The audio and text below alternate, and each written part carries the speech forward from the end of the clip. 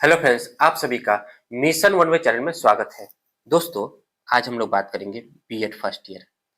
तो BEd first year के जितने भी विद्यार्थी हैं जिनका चाइल्डहुड एंकरिंग पेपर है, उनके लिए आज हम लोग यूनिट 4 का एक क्वेश्चन लाए हैं, जो कि मोस्ट वीवीआई क्वेश्चन है और ये क्वेश्चन आपके एग्जाम में जरूर आएगा। इसको देख लीजिएगा। आपका ये क्वेश्चन 16 नंबर का रहेगा। यदि इस क्वेश्चन को आप अच्छे से पढ़ लेते हैं तो आपको 16 नंबर पूरा का पूरा पक्का हो जाएगा यूनिट 4 का। तो यूनिट 4 का हम इम्पोर्टेंट क्वेश्चन लाए हैं और उम्मीद करेंगे कि आपका जो एग्जाम है 2026 में ये क्वेश्चन आ जाना चाहिए। केयूके यूनिवर्सिटी का स्पेशल हम लोग क्वेश्चन पर बात कर रहे हैं और इस क्वेश्चन को हम एक सजेस्ट के रूप में आप लोग को दे रहे हैं और आप लोग को ये क्वेश्चन जरूर एग्जाम में देखने मिलेगा। जिनका भी paper childhood and growing paper है बीएड फर्स्ट ईयर का, उनको ये क्वेश्चन यूनिट 4 में जरूर देखने मिलेगा। इसलिए ये क्वेश्चन मोस्ट वीवीआई क्वेश्चन है। इसको अच्छे से देखिएगा और इसमें हम अच्छे से उसको बताए हैं और अच्छे से इसका उत्तर लिखे हैं और आप लोग इसको देखने के बाद 16 नंबर पूरा का पूरा पक्का कीजिएगा। ठीक है।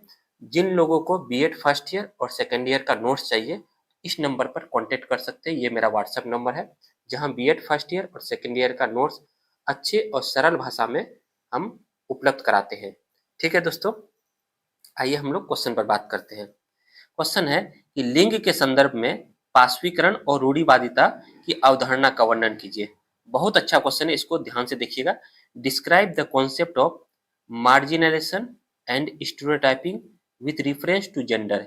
आपसे पूछा है लिंग के संदर्भ में पार्श्वीकरण और रूढ़िवादिता, इसके बारे में आपको बताना है कि समाज में जो लिंग विभेद देखते हैं उसमें लोगों का क्या सोच है, किस तरह से वो पार्श्वीकरण और रूढ़िवादिता सोच को आगे बढ़ाता है, इसके बारे में हम विस्तार से लिखना है। इससे पहले 2025 में लिंग की जगह पे समाज पूछा था। ठीक है, यानी कि समाज के संदर्भ में पार्श्वीकरण और रूढ़िवादिता की अवधारणा का वर्णन कीजिए। ये क्वेश्चन भी हम बता चुके हैं। आप लोग प्ले लिस्ट में जाइएगा मिशन वन वे चैनल का, वहां पे आप लोग को childhood and growing up paper का प्ले लिस्ट मिलेगा।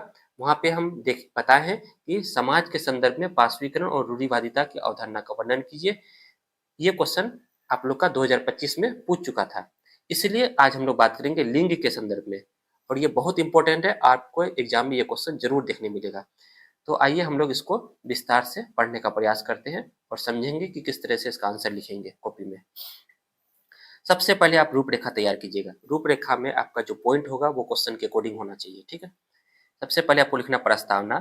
लिंग का अर्थ और परिभाषा लिखना है, क्योंकि ये क्वेश्चन लिंग से संबंधित था तो लिंग का अर्थ और परिभाषा लिखना है।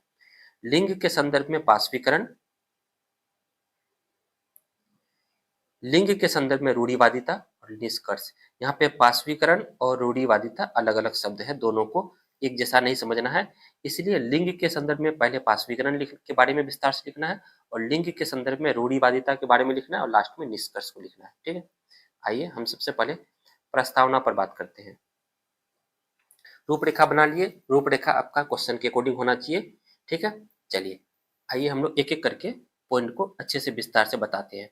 प्रस्तावना यानी इंट्रोडक्शन। प्राचीन काल से हमारे देश लिंग संबंधी विभेद देखा जाता है। प्राचीन काल से हमारे देश में लिंगीय विभेद कई तरह से देखा जाता है, जहां लड़का और लड़की के साथ भेदभाव किया जाता है, जहां अनेक स्तरों पर विविधता पाई जाती है, जहां अनेक स्तरों में जो है कई प्रकार के विभिन्नताएं देखी जाती है। लेकिन गंभीर बात यह है कि स्त्रियों को अभी भी समाज में बराबरी का दर्जा नहीं मिला है और न ही शिक्षा में किसी भी प्रकार का सुधार हुआ है, ना ही जो है इन पे किसी विशेष प्रकार का ध्यान दिया गया है और ना ही इनका शिक्षा के प्रति किसी भी प्रकार का सुधार हुआ है। समाज में लड़का एवं लड़की को लिंग के आधार पर भेदभाव किया जाता है, उनके साथ पक्षपात किया जाता है, उनके पूर्व में चली आ रही सारी कुप्रथाएं के कारण लिंग विभेद को देखा जाता है। यानी कि पूर्व में चली आ रही कुप्रथाओं के कारण समाज में जो है लिंग विभेद को देखा जाता है। तो इस तरह से आप 10 से 15 लाइन लिखिएगा, जहां प्रस्तावना आपका जो है कंप्लीट होना चाहिए। तो प्रस्तावना आपका यहाँ तक कंप्लीट हुआ, इंट्रोडक्शन। अब हम लोग बात करते हैं लिंग का अर्थ। Meaning of gender. लिंग का क्या अर्थ है, इसको देखिए।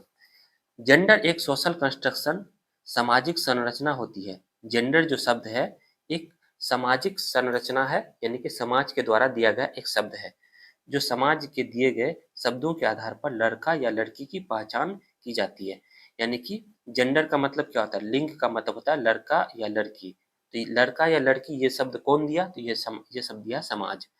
इसीलिए इसको बोलते हैं सोशल कंस्ट्रक्शन शब्द है, यानी जेंडर जो है एक सामाजिक संरचना शब्द है। ठीक है, जेंडर यानी लिंग का निर्धारण समाज में कामकाज, रहन सहन, पहनाव के आधार पर लड़का और लड़की की पहचान करता है। यानी कि लड़का और लड़की की जो पहचान करता है वो समाज जो है उनके रहन सहन के अनुसार, उनके कामकाज के अनुसार, उनके पहनाव के अनुसार उनका विभेद करता है लड़का और लड़की में।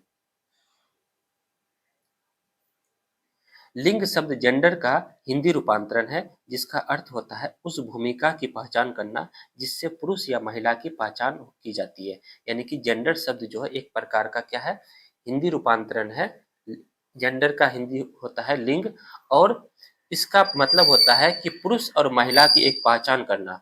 ये एक सामाजिक सांस्कृतिक शब्द है जो परिवर्तनशील होता है, जो समय के अनुसार परिवर्तनशील हुआ। जेंडर शब्द को मनुष्य ने बनाया है। जेंडर शब्द को कौन दिया, मनुष्य ने दिया, नहीं कि समाज ने दिया।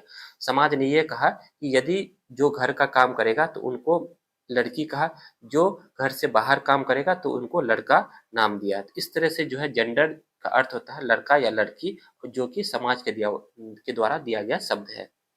अब हम लोग इसका परिभाषा को देखते हैं।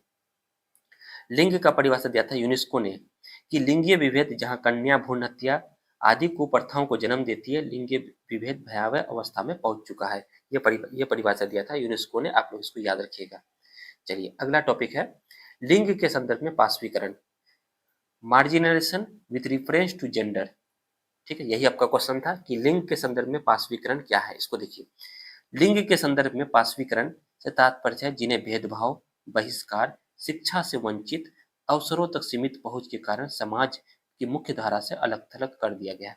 पाशवीकरण का मतलब होता है कि उनको क्या होता है, समाज में अलग थलग किया जाता है, मुख्य धारा से नहीं जोड़ा जाता है। इसका मतलब ये हुआ मार्जिनलाइजेशन, इसी को बोलते हैं। पाशवीकरण इसी को होते हैं कि लिंग के संदर्भ में पाशवीकरण का मतलब हुआ जहाँ भेदभाव, बहिष्कार, शिक्षा से वंचित, अवसरों तक सीमित पहुंच के कारण समाज में मुख्य धारा से उन्हें अलग थलग कर दिया जाता है। अर्थात इन्हें जाति, यौन, लिंग, धर्म, आर्थिक स्थिति या विकलांगता जैसे कई कारणों से हास्य पर धकेल दिया जाता है। मतलब यानी इन लोगों को, चाहे वो जाति के नाम पर हो, लिंग के आधार पर हो, या फिर धर्म के आधार पर, या आर्थिक स्थिति या विकलांगता के आधार पर, इन लोगों को हास्य पर धकेल दिया जाता है, कहीं ना कहीं इन्हें पीछे रख दिया जाता है। ऐसे समूह में समाज की मुख्य सुविधाओं से वंचित हो जाते हैं। ऐसे लोग जो है समाज की मुख्य सुविधाओं से वंचित हो जाते हैं, उन्हें उनकी सुविधाएं नहीं मिल पाती है या उन तक सुविधाएं नहीं पहुंच पाती है। इस प्रकार की वंचित लोगों के साथ अक्सर शोषण का शिकार बनाया जाता है। इस तरह से हम देखते हैं कि समाज में इस तरह के जो लोग होते हैं, जो वंचित लोग होते हैं, उनके साथ जो है अक्सर शोषण का उन्हें शिकार बनाया जाता है। इन्हें समाज की मुख्य धारा से दूर रखा जाता है। इन्हें जो है समाज की मुख्य धारा से क्या किया जाता है, दूर रखा जाता है। यही है आपका लिंग के संदर्भ में पाशवीकरण। ठीक है, चलिए यहाँ तक आपको समझ में आया कि पाशवीकरण क्या होता है। पाशवीकरण का मतलब होता है कि जहाँ लोगों को उनकी मुख्य धारा से, समाज की मुख्य धारा से जोड़ना नहीं होता है, वही होता है पाशवीकरण, जिसको हम लोग मार्जिनाइजेशन कहते हैं। अब है लिंग के संदर्भ में रूढ़िवादिता, ये एक अलग टॉपिक है। Stereotyping with reference to gender. रूढ़िवादिता का मतलब होता है लड़का और लड़की में विभेद करना। हमारे समाज में लैंगिक मुद्दे संबंधी कई बातें देखने को मिलती है जहां व्यक्ति किसी खास समूह या वर्ग की रूढ़िवादिता कहा जाता है। यानी कि हमारे समाज में लैंगिक मुद्दा कई सारे देखने को मिलता है जहां किसी खास समूह या वर्ग को ही वो वैल्यू देता है। ये पूर्व कल्पित विचार है, पहले से चली आ रही एक विचार है। एक समूह को दूसरे समूह से पृथक करती है, एक समूह को दूसरे समूह से ये पृथक करने का कार्य करती है। सामान्य अर्थ में पुरुष और स्त्री या लड़का और लड़की के बीच तुलना करना। मतलब रूढ़िवादिता का मतलब हुआ कि पुरुष और स्त्री में तुलना करना या लड़का और लड़की में तुलना करना ही रूढ़िवादिता कहलाता है, स्टीरियोटाइपिंग कहलाते हैं। ठीक है, इसमें हम लोग और भी देखते हैं। ऐसा देखा जाता है कि जिस घर में शिक्षा का अभाव होता है वहाँ लड़का और लड़की के बीच रूढ़िवादिता सोच उत्पन्न होती है। जिस घर में शिक्षा का अभाव होता है वहाँ जो होता है लड़का और लड़की के बीच रूढ़िवादिता सोच उत्पन्न होती है, जहाँ लड़कियों को शिक्षा से वंचित रखा जाता है, लड़कों को पढ़ाया जाता है। उस घर में लड़कियों से घरेलू कार्य करने की अपेक्षा की जाती है। घर विद्यालय में आए अतिथि के खान पान संबंधी सेवा, गृहस्थी संभालने, शिक्षा से दूर आदि ये सभी अपेक्षाएं रूढ़िवादिता सोच को उत्पन्न करती है। यानी कि इस तरह की रूढ़िवादिता सोच में देखा जाता है कि लड़कियां जो होती है वो घर के काम करेगी, घर हो या विद्यालय हो, वहाँ के अतिथि का खान पान को ध्यान रखेगी, गृहस्थी संभालेगी और शिक्षा से इन्हें दूर रखा जाएगा। इस तरह का सोच होता है रूढ़िवादिता में। ठीक है। वहीं पुरुषों या लड़कों के प्रति घरों से बाहर कार्य करना, खेलकूद में भाग लेना, शिक्षा ग्रहण करना, ये सभी कार्य उनसे अपेक्षा की जाती है। किनसे? लड़कों से या पुरुषों से अपेक्षा की जाती है कि ये घर से बाहर काम करेंगे, खेलकूद में भाग लेंगे, शिक्षा ग्रहण करेंगे। तो ये सभी अपेक्षाएं जो है लड़कों से किया जाता है। प्रारंभ से स्त्रियों को अबला जीवन, हाय तुम्हारी यह कहानी कहकर पुकारा जाता था। पहले जमाने में स्त्रियों को क्या कहता था? अबला जीवन, हाय तुम्हारी यही कहानी कहकर पुकारा जाता था। लेकिन किसी समाज का विकास के लिए स्त्रियों को आगे लाना होगा। यानी किसी समाज का अगर विकास करना है तो स्त्रियों को आगे लाना होगा, स्त्रियों को पढ़ाना होगा, लड़कियों को पढ़ाना होगा, जिससे उस समाज का निर्माण होगा, एक अच्छे समाज का निर्माण होगा। समाज में रूढ़िवादिता सोच के कारण, कुप्रथाएं और अंधविश्वासों के कारण, जहां दहेज प्रथा, कन्या भ्रूण हत्या, बाल विवाह, पर्दा प्रथा, डाइन, बिसही आदि कुप्रथाएं सोच के कारण लिंगीय विभेद करता है। यानी कि अगर हम लोग देखा जाए तो समाज में कई सारी रूढ़िवादिता सोच के कारण कुप्रथाएं और अंधविश्वास, जहां दहेज प्रथा के नाम पर, कन्या भ्रूण हत्या, बाल विवाह, पर्दा प्रथा, डाइन बिसही आदि कुप्रथाओं के कारण लिंगीय विभेद करता है। ये सभी पॉइंट आपको एग्जाम में लिखना जरूरी है, जो कि मोस्ट इंपोर्टेंट पॉइंट है। रूढ़िवादिता एक संकीर्ण विचारधारा है। रूढ़िवादिता एक लोगों का एक संकीर्ण विचारधारा है जो लड़का और लड़की में विभेद करता है।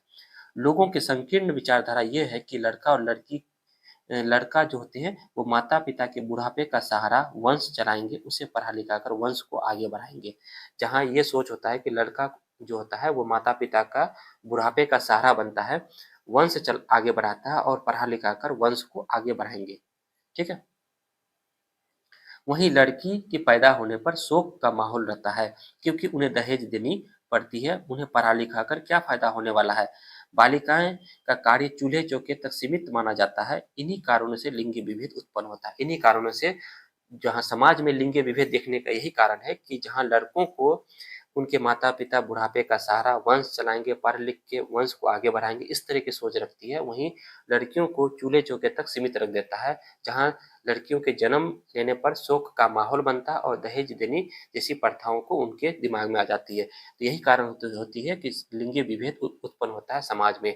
ठीक है। तो यहाँ तक अगर आप लिखते हैं कि लिंगीय विभेद में रूढ़िवादिता सोच, और भी इसमें कुछ पॉइंट ऐड करके आप लोग लिख सकते हैं। तो इतना अगर आप लिखते हैं तो आपका पूरा का पूरा मार्क्स मिलेगा। ठीक है।